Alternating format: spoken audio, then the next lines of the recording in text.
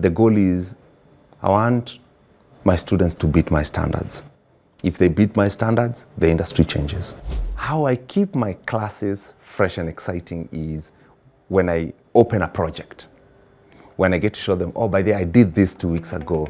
Or, oh, you guys have seen this YouTube ad? We just finished it last week. Let me just open this session. I've done ads for mid-sized companies also, institutions like this, KCA, university. I've done quite a number of ads.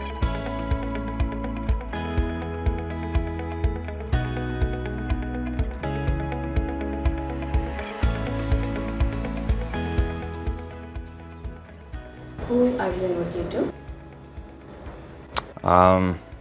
My name is Karumba Ngatia, and I'm a creative. So I'm a creative, and I create for a living. Yes. What do you do at the school? What do I do here at ADMI? I am a faculty member. I teach in the Department of Sound Engineering, and I'm also in the film department where I teach post-production. And when I'm not teaching, I'm in the space of mentoring. Yes. How did you end up at ADMI? How I ended up at ADMI was I was involved in I remember the story.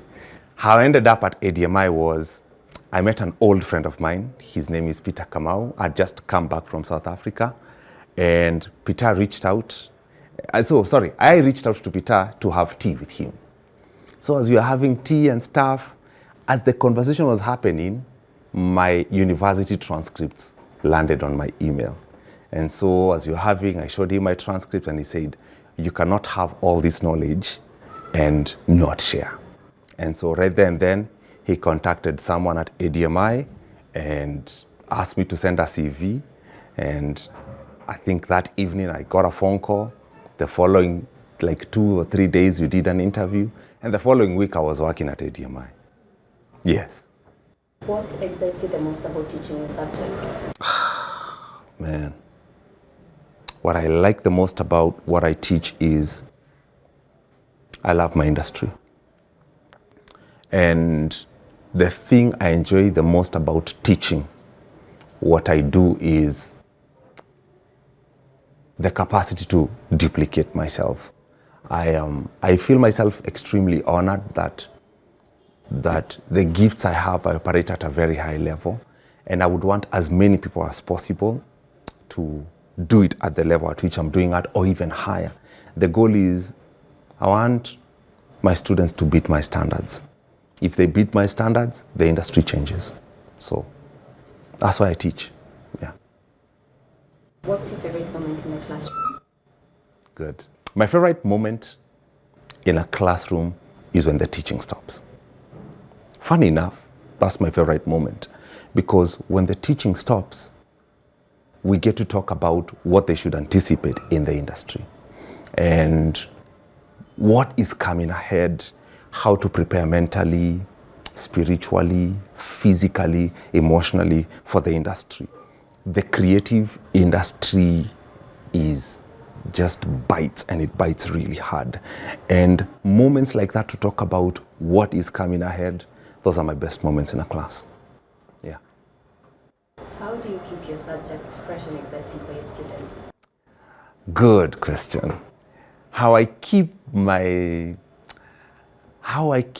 classes fresh and exciting is when I open a project. When I get to show them, oh, by the way, I did this 2 weeks ago. Or, oh, you guys have seen this YouTube ad? We just finished it last week. Let me just open this session. Let me show you how we approached this particular project.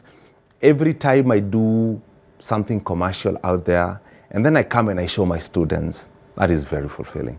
I love that. I love that because it's very fast-hand. It's very fast-hand. It's from the field into the school.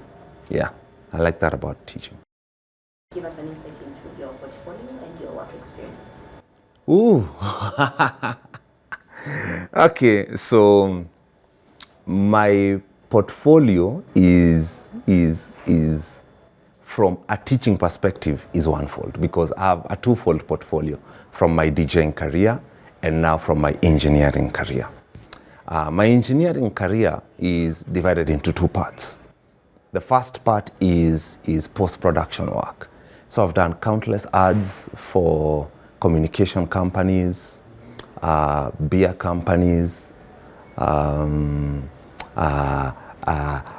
family households, guys like Unilever, Kina Safaricom, Kina Airtel, Kina EABL guys.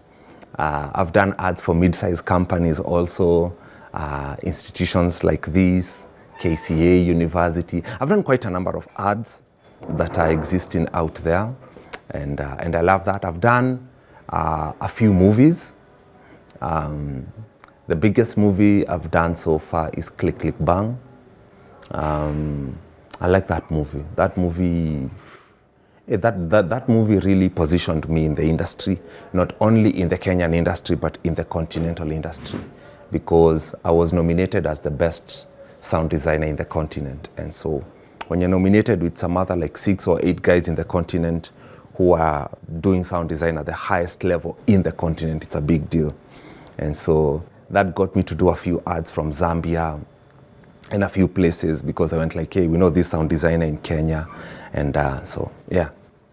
So I love that. I love that about my career. It's very fulfilling. I'm in the business of moving people emotionally.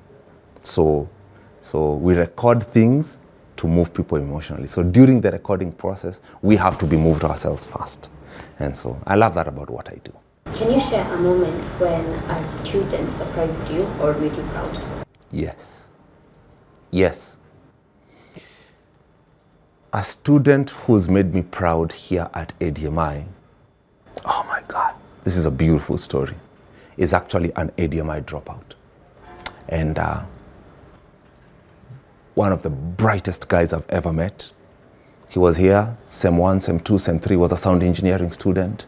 Then when it got to SEM 4, he couldn't get the money to finish school.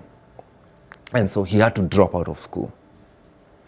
And this guy, we call him Billions, and I love Billions. Billions is out here killing it. Out here killing it. He's the main sound guy for Feel It Productions now. So any Feel It production, any Mkurugenzi production, it's Billions doing it. I am so proud of that boy. Yeah. Every time I see his work, I smile. I'm so proud of him. And it's literally making a way where there is no way. Yeah, I'm so proud of him. Listen to me. You are young and you're malleable. You can change form. What makes ADMI different from other schools is, I would say, is the faculty team. ADMI has a very interesting approach to the faculty team.